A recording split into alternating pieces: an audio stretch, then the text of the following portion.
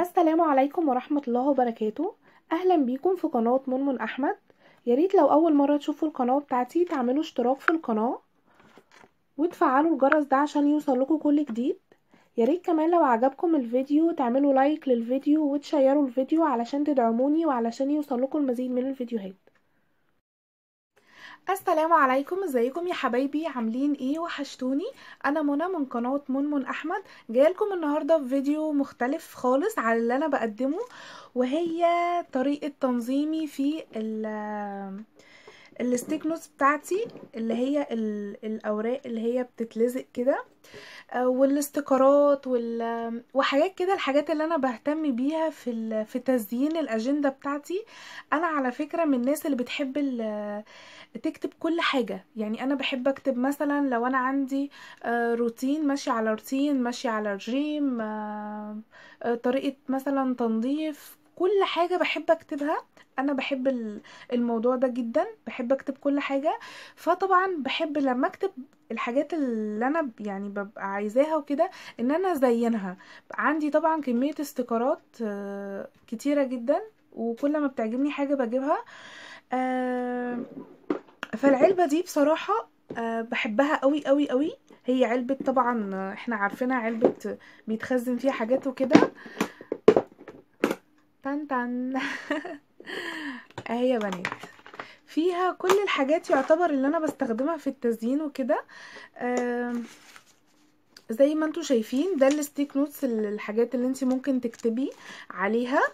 لو انت عايزة مثلا تكتبي عليها وتلزقيها، هي بصوا اهي دي كده بتلزق، ممكن تلزقيها على التلاجة، في المطبخ، ممكن تحطيها في اوضتك لو عشان ما تنسيش حاجة، كحاجات تذكارية يعني. في اللي هما الاربع الوان دول. في ايه تاني؟ هوريكم بقى كل حاجتي وفي دي كمان، ده رفيعة شوية صفرة كده، ودي ستيكر كانت فيها حروف. طبعا هتلاقوا اكيد حروفي هي اللي مش موجودة في الورقة تمام. وفي الستيكر دي برضو بزين بيها، حلوة قوي. سوري، البلاستر مش ستيكر، سوري.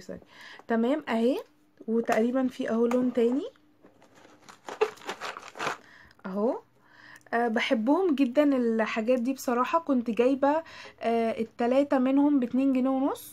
وعلى فكرة بيلزقوا حلو قوي، يعني زي السولوتيب العادي، بس ده اللي هو فيه الإضاءة والحاجات دي برضو بتدي للأجندة بتاعتي حاجات حلوة.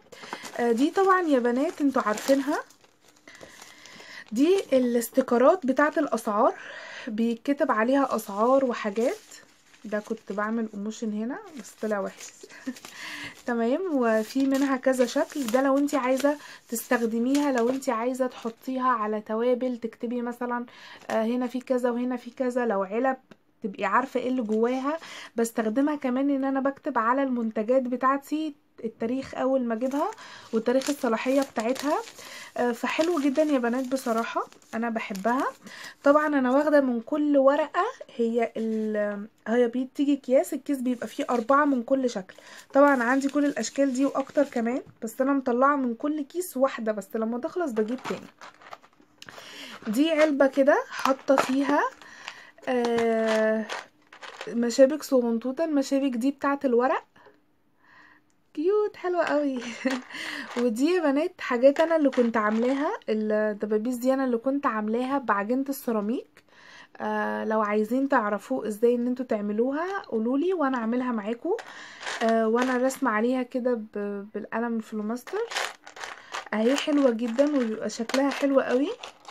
يعني بصوا هجيب لكم واحدة اهي، بصوا تبقى شكلها جميل خالص اهي يا بنات، شكلها حلو قوي. بصوا تمام. وكنت عاملة وحطهم كده علشان يعني لما بعوز حاجة ان انا اكتب حاجة واعملها في بعض. كنت جايبة سوري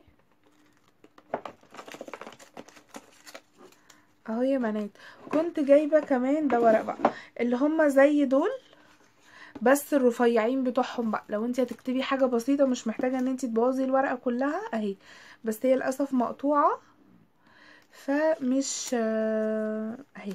جايبه برضو نفس الالوان تقريبا 4 الوان. حلوين جدا يا بنات، فعلا حلوين قوي ورخاص. لو انت عايزه فعلا تسجلي حاجه او انت من الناس اللي بتنسى زي كده هتنفعك. وكنت جايبه دي كمان، دي تحفه بقى، دي بقى ايه للدلع. برضو فيها نفس الستيك نوتس دي، بتطلع كده اهي بس على شكل سهم بقى اهي. دي برضو بتلزق كده تمام. برضو من الحاجات الحلوة قوي اللي انا بحبها، انا بحب بصراحة ادلع نفسي كده. وفيها برضو دي اهي، وفيها المربعة الصغنطوطة دي كنت جايباها كانت ب20 جنيه، كنت جايباها من الفجالة. معظم الحاجات دي انا جايباها من الفجالة على فكرة. حلوة جدا، وبصراحة حبيت ان انا احتفظ بيهم في العلبة دي.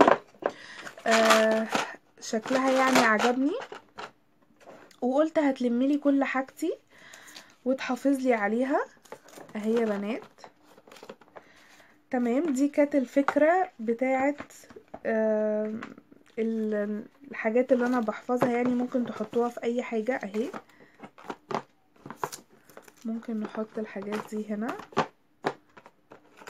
ودول جنبها كده، ودي هنا ودي هنا، ونقوم جايين دول ونحطهم هنا ودول على الوش. تمام. بس كده يا بنات. يا رب الفيديو يكون عجبكم، بس لسه الفيديو ما خلص. تمام. دي الاجندة اللي انا بكتب فيها يعني الروتين بتاعي والحاجات دي اللي انا بنظم فيها. انا مش هوريلكم فيها حاجة دلوقتي، بس انتوا لو عايزين تعرفوا ايه اللي جواها او عايزين تعرفوا روتيني في تنظيم انا هوريها لكم كده على السريع اهو. ده روتين انا كنت عاملاه، وهنا برضو حاجات كده كنت كاتباها.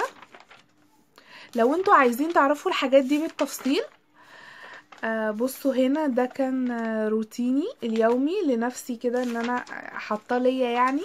وهنا برضو، فلو انتوا عايزين يا بنات تعرفوا الحاجات اللي هنا بالظبط وعايزين ان انا اقول لكم عليها واقول لكم على افكار تانية كتير، اكتبوا لي تحت في التعليقات وقولوا لي رايكم في الفيديو. معلش اذا كنت طولت عليكم.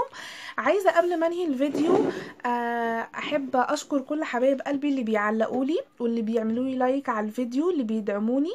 ربنا يخليكم ليا وما يحرمنيش منكم. وعايزه اشوف تعليقاتكم اكتر، وعايزه اشوف لايكاتكم اكتر، والله دي حاجه بتبسطني. وكنت قايله ان انا هقول الاسامي بتاعتهم في الفيديو.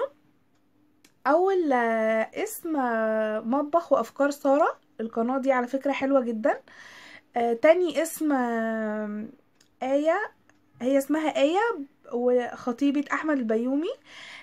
بعد كده دودو احمد و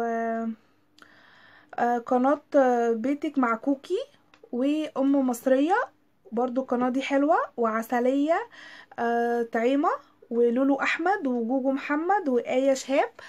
دي كانت بعض الاسامي يعني من اكتر الناس اللي بيعلقوا لي على القناة بتاعتي. عايزة اشوف تعليقاتكم اكتر، وعايزة اشوف كل حبايب قلبي اللي بيشوفوا الفيديو ان هم يعلقوا.